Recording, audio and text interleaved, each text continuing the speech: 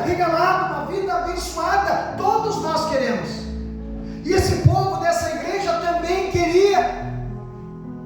Só que muitas vezes nós temos certos costumes na nossa vida, certos defeitos dentro de nós que nos impedem de alcançar as bênçãos de Deus. Nos impedem. Nós temos defeitos. Todos nós temos qualidades boas, mas nós reconhecemos que nós também temos defeitos. E muitas vezes nossos defeitos são muito mais prejudiciais do que aquelas virtudes que nós temos, sabe? Porque toda a mancha, por mais pequena que seja, é o que mais aparece. Eu e um pintor pintamos essa igreja aqui. Cada vez que eu olho para essa parede, olha só que parede bonita, né? Vocês estão vendo? Parede bonita? Cada vez que eu olho para essa parede, eu vejo esses dois pintos brancos ali, ó. Vocês nem vão enxergar, mas eu enxergo ali, ó. Ali, ó. Um pinto branco ali, outro aqui do lado e outro ali. Cara, toda essa coisa linda que tá isso aqui, mas quando eu olho para cá, eu só enxergo aquilo ali. Porque o defeito chama muita atenção, sabe? Se tu for bom todos os dias, ninguém dá bola. Chega atrasado um dia no serviço para te ver. Tu pode chegar todo dia no teu horário. Tu pode fazer tudo certo. O dia que tu errar, esse dia vão cair na tua cabeça. Vão olhar tudo. E sempre que olhar para ti, vão dizer: ah, tu é aquele, né? Que fez tal coisa. Por mais que você faça tudo certo, as pessoas sempre enxergam o nosso defeito. E o apóstolo Paulo, para essa igreja que queria ser feliz, mas tinha defeitos no seu caráter, defeitos que eles não reconheciam, defeitos que eles não enxergavam. Porque os nossos defeitos, sabe, irmão Mário, os nossos defeitos são como o nosso mau hálito. Nós não sentimos, é o outro que percebe o mau hálito. Eu não sei onde é que eu estava esse dia com a minha esposa. Ela disse assim para mim: vai lá chupar um house lá que tu tá com um cheirinho forte na boca. A gente não percebe. Tem que ver o colesterol. A gente não percebe os nossos defeitos. Os nossos defeitos, quem percebe é um outro. E essa igreja de Coríntios, que Paulo pregou para eles, fez milagres lá. Eles aceitaram Jesus e eles queriam as bênçãos, eles queriam ser abençoados. Mas eles eram tão podres por dentro e o seu testemunho era tão terrível que eles não conseguiam. E aí Paulo vai lá e diz para eles: vocês têm que ser meus imitadores, como eu sou de Cristo. Olhem para mim, me imitem eu, olhem o que eu faço e façam aquilo que eu faço. É 1 Coríntios, capítulo 11, versículo 1. Sede meus imitadores, como também eu sou de Cristo. As pessoas acham que cristianismo não é apenas uma doutrina escrita, mas ela é conhecimento para nós viver. Nós temos que aprender a viver o Evangelho. Nós temos que viver a palavra de Deus.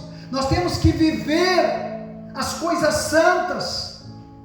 E esses irmãos de Coríntios, eu fui olhar e qual é que era o problema da igreja deles.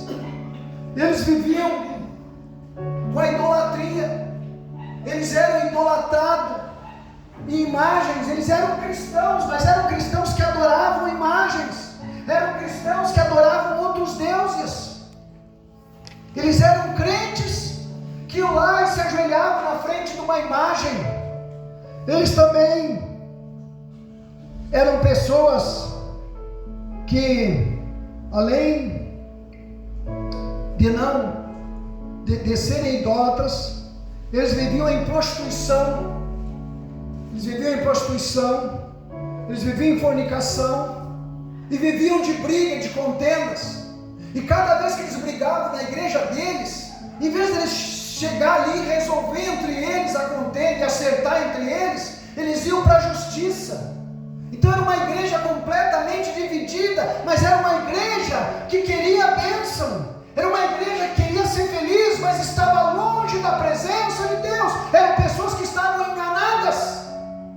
E Paulo olha para eles e diz: pessoal, olha aqui, atenção, olha aqui, ó, pare com essa palhaçada, sejam meus imitadores como eu sou de Cristo, olha para mim e faz o que eu faço. Sabe o que está faltando hoje na nossa família, na nossa vida? Nós queremos uma família abençoada. Eu perguntei, todos nós queremos uma família abençoada. Está faltando muitas vezes um exemplo dentro da nossa casa. Nós temos que ser exemplo, para que os nossos filhos olhem para nós e se inspirem em nós. Se inspirem. Sabe o que é isso? Uma pessoa inspirada no pai. E chega ao ponto, antigamente as pessoas diziam: quando eu crescer eu quero ser igual ao meu pai. Quando eu crescer eu quero ser que nem a minha mãe. Porque os nossos pais antigamente eram bons exemplos para nós dentro de casa, na rua, por onde passavam. Hoje nós estamos falhos de bons exemplos.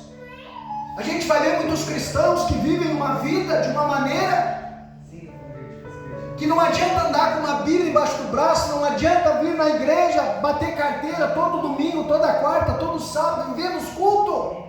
Mas se a vida não for transformada por dentro, se tu não for um imitador de Cristo como Paulo era, não adianta, o teu tempo é perdido. Mas nós queremos ser felizes, né, dona Iracema? Nós queremos ser felizes, mas não queremos obedecer. Nós queremos fazer as coisas que nós bem gostamos. E aí então começam esses problemas dentro da nossa vida. Quem é o teu exemplo? Quem é a pessoa que te inspira alguma coisa? Eu inspirei a minha neta a fazer faculdade, inspirei a minha filha a fazer faculdade, inspirei o meu filho a fazer faculdade. Eu inspirei. Eu fui inspirado pelo meu pai a ser trabalhador.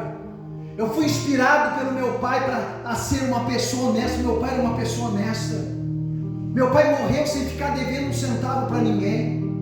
Meu pai não era caloteiro. Tinha os defeitos dele, tomava os tragos dele. É os defeitos, todo mundo tem defeito. Mas nós temos uma liberdade dentro de nós de escolher o que nós queremos ser para a nossa vida. Eu consigo olhar para os defeitos de algumas pessoas e ver as qualidades delas. Quando eu olho para essa parede, eu vejo aqueles 3 pingos brancos ali. Eu sempre penso assim: por que o defeito chama sempre mais atenção, né? O Bruno não pintou direito, mas fui eu que pintei essa parede, que não foi o Bruno. Essa parede foi a minha. E ficou ali, os 3 buraquinhos do tijolo. Mas cada vez que eu olho, eu enxergo aquilo ali. Os defeitos da nossa vida é a mesma coisa, sabe? Nós temos que aprender a olhar para o todo, assim, olhar. E ver que Deus deu para nós uma oportunidade de sermos uma pessoa melhor. Deus deu para nós uma oportunidade de sermos um bom exemplo dentro da nossa casa. Eu quero muito que o meu filho, que mora lá na minha casa comigo lá, não seja alcoólatra. Eu quero que meu filho não seja alcoólatra. E se depender de mim, ele não vai ser alcoólatra. Sabe por quê? Porque eu não bebo. Eu não tenho cachaça na minha casa, eu não tenho cerveja na minha casa. Meu filho nunca vai me ver com um copo bebendo. Então, se eu fosse pelo menos a metade do que tu é, eu já estaria feliz. Aí eu olhei para ele e disse assim para ele: meu filho, tu pode ser muito mais do que eu sou, porque eu já estou com 63 anos e tu está começando a tua vida. Tu pode ir muito além de mim, muito além de mim. Quando meu pai comprou o primeiro carro zero dele, o Del Rey, lembra o Del Rey que o pai tinha? Del Rey, ele botou de táxi. Eu cheguei na frente da casa, olhei aquele Del Rey e disse para o pai: pai, coisa mais linda esse Del Rey, pai. E o pai disse: é zero, comprei zero. E aí eu disse para o pai: um dia eu vou ter um carro desse. Meu pai disse: não, quando tu chegar a ter carro, esse carro aqui já é carro velho, tu vai ter um carro muito melhor do que o meu. Sabe? Nós temos que ter exemplo, e nós temos que ser exemplo dentro da nossa casa, para os nossos filhos, ser exemplo para os nossos netos, ser exemplo para a nossa esposa. A tua esposa tem que olhar para ti, se espelhar em ti e desejar ter o teu caráter, ter a tua comunidade maravilhosa que tu é. A mesma coisa o teu marido tem que olhar para você e desejar ser essa pessoa amorosa, essa pessoa pacienciosa que você é. Você é modelo. Não digo modelo de passarela, mas você tem sido modelo para alguém.